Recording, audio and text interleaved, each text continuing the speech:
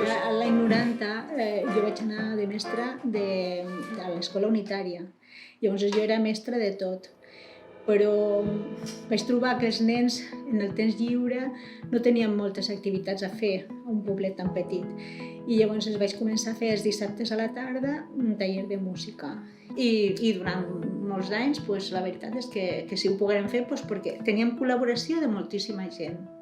I la nostra visió del camp musical es diferencia dels altres camps musicals que nosaltres coneixem en què nosaltres és una feina integral, o sigui, l'infant està tot el dia fent feina, en música, teatre, en pintura, tota una sèrie de coses. Perquè de vegades hi ha nens que estudien de manera reglada, però que potser mai no han ballat la música aquella que toquen, o mai no s'han parat a sentir què és el que estan...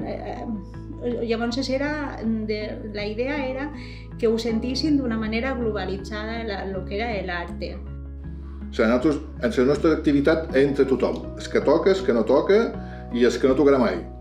Durant el campament hi havia un tal quantitat de creativitat que allò desbordava. I de reivindicacions. I de reivindicacions que desbordava. El fet d'anar al campament i fer convivència i tenir una relació més íntima i tal, les servia per crear una amistat més profunda amb tota aquesta llengua i totes aquestes famílies que tenen aquesta implicació en la música, i això servia per poder-les mantenir estudiant música. Reforçar les ganes d'estudiar música.